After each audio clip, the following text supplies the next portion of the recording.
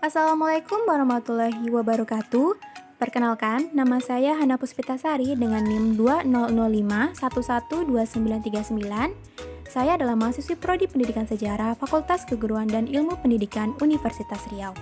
Di video kali ini, saya akan menjelaskan mengenai tutorial proses penulisan artikel ilmiah.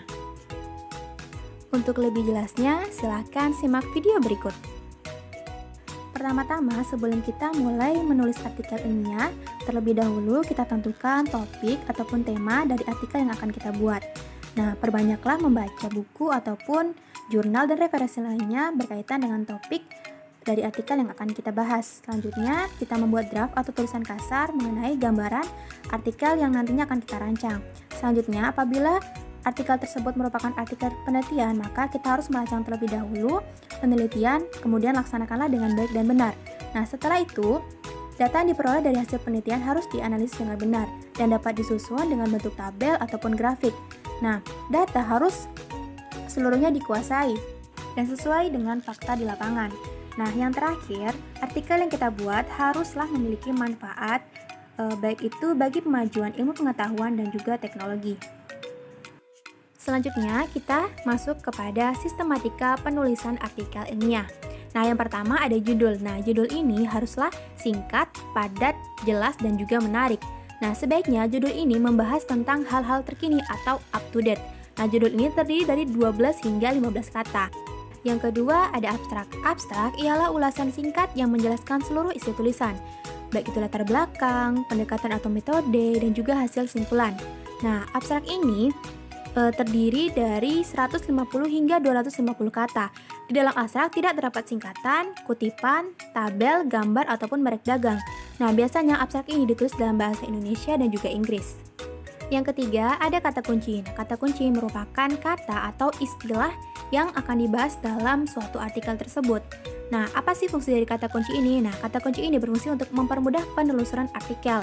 Dan juga kata kunci ini biasanya terdiri dari 3 sampai 5 kata berkaitan dengan istilah yang akan dibahas di dalam artikel. Yang keempat, ada pendahuluan. Nah, tujuan dari bab pendahuluan adalah menyediakan informasi yang dibutuhkan oleh pembaca agar dapat memahami penelitian yang kita lakukan. Nah, di dalam pendahuluan ini terdapat latar belakang yang berisi alasan penelitian dilakukan, uraian permasalahan yang akan diteliti, dan juga data dukung awal. Nah, dalam pendahuluan juga terdapat status ilmiah yang disertai dengan sumber acuan, kemudian pernyataan umum. Nah, juga terdapat tujuan penulisan. Nah, biasanya pendahuluan ini terdiri dari 3 sampai dengan 4 paragraf. Yang kelima, ada bahan dan juga metode apabila kita membuat suatu artikel ilmiah penelitian.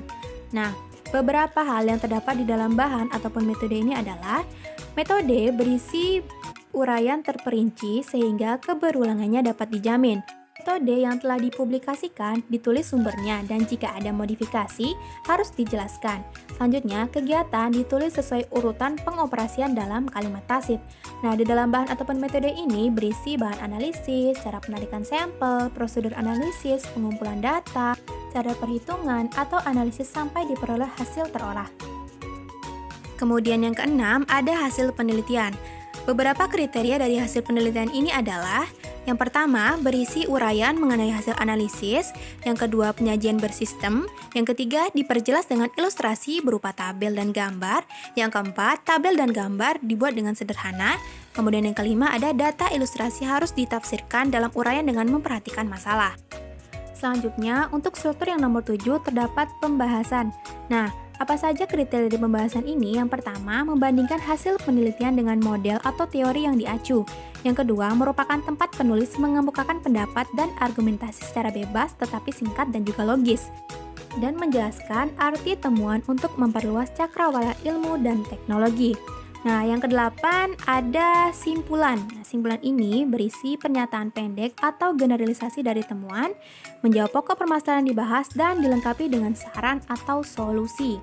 Selanjutnya, yang nomor 9 ada ucapan terima kasih. Nah, di dalam ucapan terima kasih ini ditulis secara formal, kemudian menyebutkan terima kasih terhadap sponsor dana jika ada, kemudian nomor kontrak penelitian apabila merupakan penelitian hasil perjanjian, kemudian nama-nama yang terlibat dalam pelaksanaan penelitian ataupun penulisan. Dan yang terakhir, untuk struktur yang ke-10 ada daftar pustaka. Nah, di daftar pustaka ini berisi semua daftar dari semua sumber acuan yang digunakan di dalam sebuah artikel yang kita buat ini. Selanjutnya, daftar pustaka ini ditulis didasarkan dari semua sumber acuan.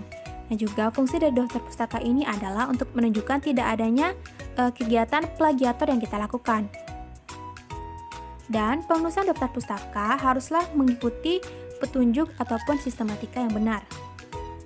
Itulah tadi beberapa hal yang dapat kita persiapkan dan juga sistematika dalam penulisan artikel ilmiah.